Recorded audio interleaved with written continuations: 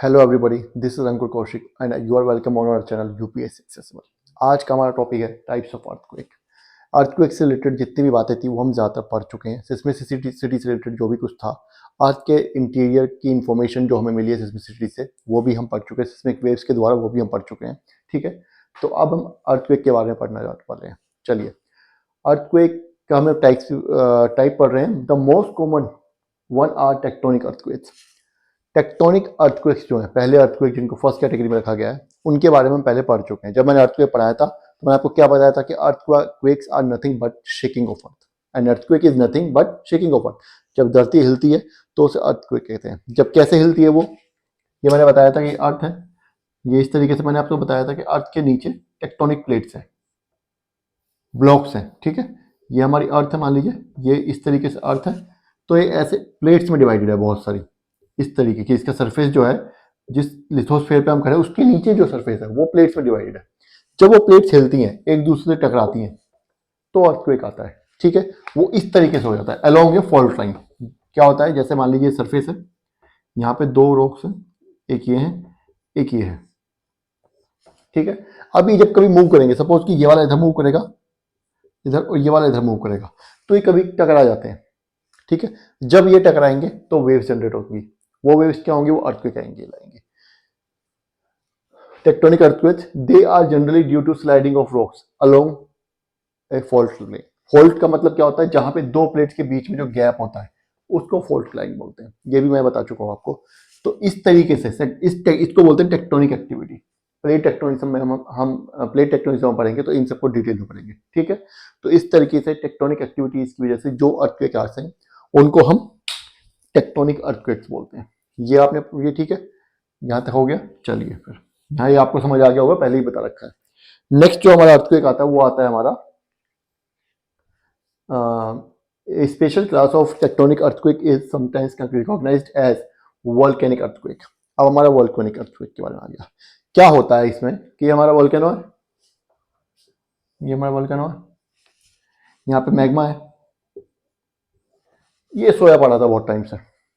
कुछ ऐसी हलचल हुई कि ये ऊपर की तरफ इट स्टार्टेड गशिंग आउट, ये बाहर निकलने लगा, भागने लगा ऊपर की तरफ। ठीक है, हमने पढ़ा था स्टार्टिंग में अर्थक्वेक जब पढ़ा था कि अर्थक्वेक का एक रीजन होता है मूवमेंट ऑफ लावा भी होता है, मूवमेंट ऑफ मैग्मा भी अर्थक्वेक का रीजन है। तो मैग्मा की मूवमेंट होगी कि नहीं होगी, मैग्मा की मूवमेंट हो रही है कि नहीं हो रही है। यहाँ का सारा मैग्मा इधर की तरफ जाएगा, आसपास का सारा मैग्मा इधर की तरफ जाएगा, ऐसा होगा कि नहीं होगा। तो जब ये मूवमेंट होती है इसकी वजह से रॉक्स हिलते हैं तो अर्थक्वेक आ जाता है।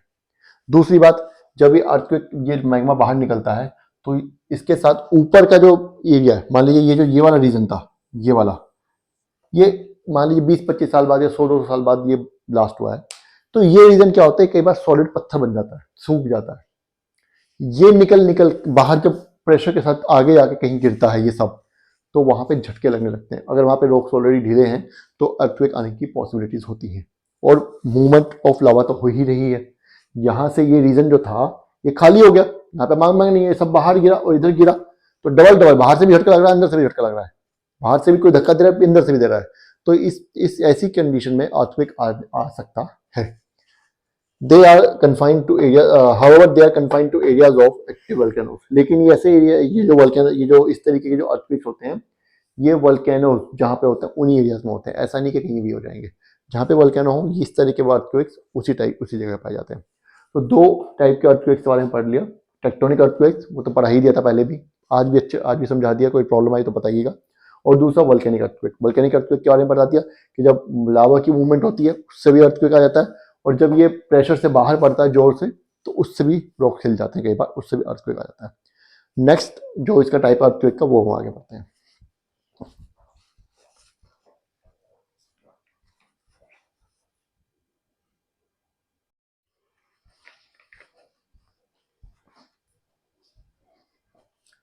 दो टाइप्स के अर्थक्वेक्स के बारे में हमने पढ़ लिया। पहला टेक्टोनिक अर्थक्वेक्स के बारे में हमने पढ़ लिया, दूसरा वोल्केनिक अर्थक्वेक्स के बारे में भी हमने पढ़ लिया। अब आते हैं तीसरे टाइप के बारे में। तीसरा क्या है, in the areas of intense mining, जहां पे माइनिंग होती है। ठीक है, activity sometimes the roofs of underground mines collapse.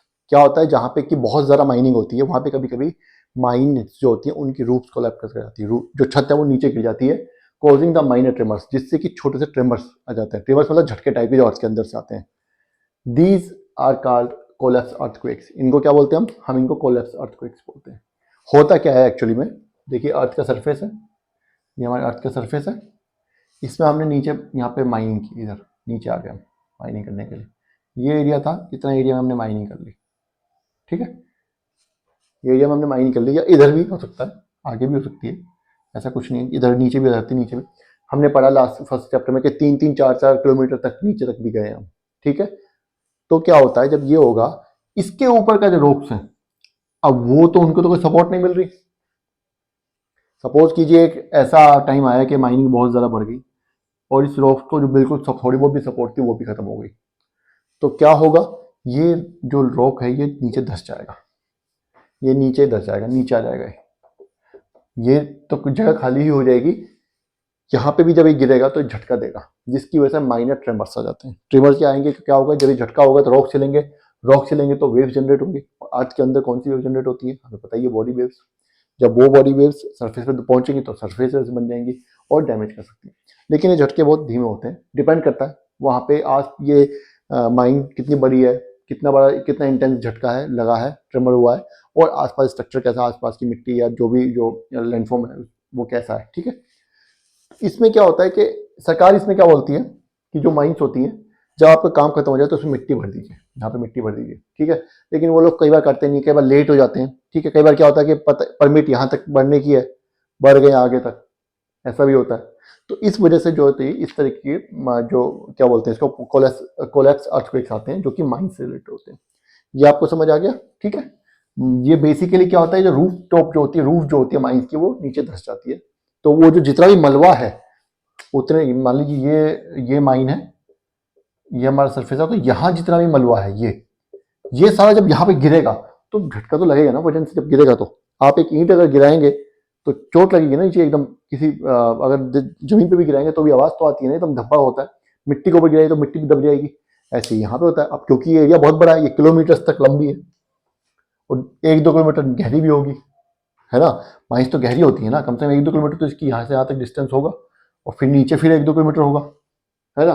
तो इसलिए झटके कई बार क्या होता है ट्रीमर्स में बदल जाते हैं। नेक्स्ट आ जाते हैं ग्राउंड शेकिंग। ग्राउंड शेकिंग मतलब earthquake. Earthquake is nothing but shaking of earth और ग्राउंड में also occur due to explosion of chemical और न्यूक्लियर डिवाइसेस।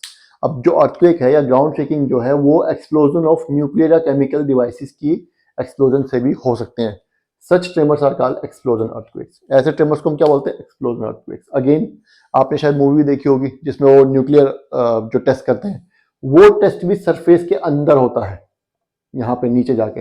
अब यहाँ पे एक्सप्लोजन हुआ, अगर मान लीजिए कोई रोक है, कोई फॉल्ट लाइन है, कोई ढीला रोक है, वो खिसक गया उस एक्सप्लोजन से, तो अर्थक्वेक आने के चांसेस हैं कि नहीं है, आ सकता है अर्थक्वेक। रोक खिलेंगे तो वेव जनरेट हो जाएंगे, अगेन वो सिस्मिसिटी होगी, है ना। तो इस तरीके से भी हमारे पास अर्थक्वेक्स आ सकते हैं। लास्ट वाला क्या है हमारा, लास्ट वाला है हमारा रिजर्वायर इंड्यूस्ड अर्थक्वेक्स या रिजर्वायर इंड्यूस्ड सिस्मिसिटी।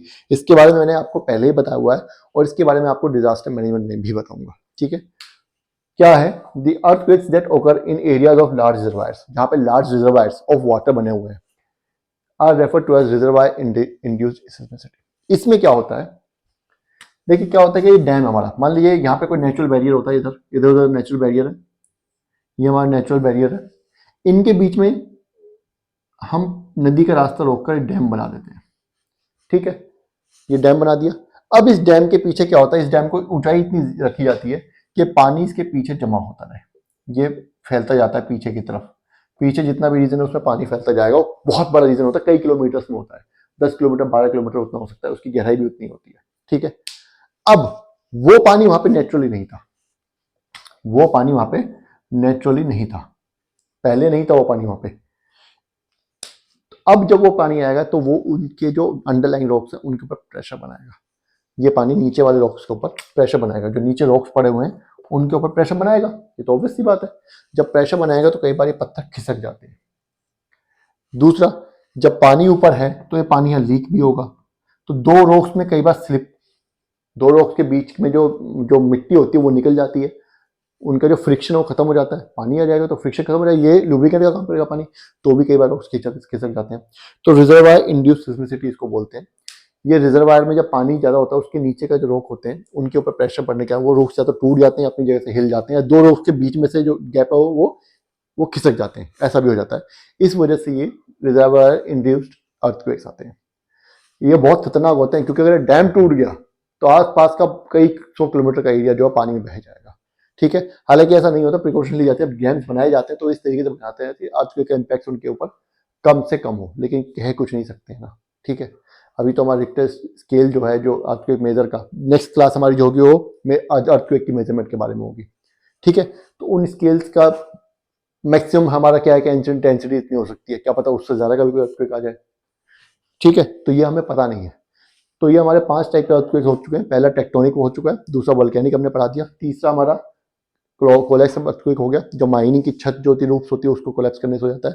चौथा एक्सप्लोजन अर्थक्वेक, अगर न्यूक्लियर कोई वेपन या केमिकल वेपन हम टेस्ट कर रहे हैं, ज़्यादातर अर्थ के नीचे करते हैं, ऊपर भी कर सकते हैं, लेकिन एक्सप्लोजन तो धमाका तो होता ही है। जब धमाका होता है तो उसकी वजह से भी रॉक्स वगैरह खिसक जाते हैं। अर्थक्वेक इज नथिंग बट क्या होता है कि रॉक्स का खिसक जाना, उसकी वजह से वेव जनरेट होना, अर्थ जब हिलती है। ठीक है, वो किसी भी रीजन से हो सकती है, मेजरली टेक्टोनिक रीजन से ही होती है, और मेजरली टेक्टोनिक जो रीजन और टेक्टोनिक अर्थक्वेक होते हैं उन्हीं का इम्पैक्ट ज्यादा होता है। ठीक है, फिर earthquakes that occur in reservoir, क्या बोलते हैं उसको, रिजर्वायर इंड्यूस्ड अर्थक्वेक्स। ये मैंने बता ही दिया, आपको समझा दिया कि डैम्स के पीछे पानी इकट्ठा हो जाता है, वो पानी जो होता है नीचे वाले रॉक्स के ऊपर प्रेशर क्रिएट करता है। तो ये हमारी क्लास खत्म हो चुकी है, टाइप्स ऑफ अर्थक्वेक खत्म हो गया। नेक्स्ट जो हमारा मेजरमेंट के बारे में अर्थक्वेक्स के, वो हमारी नेक्स्ट क्लास होगी। तब तक के लिए इन क्लासेस को रिवाइज कीजिए, और थैंक यू, और कमेंट कीजिएगा, लाइक भी कीजिएगा, और सब्सक्राइब करना मत भूलिएगा। Thank you, bye.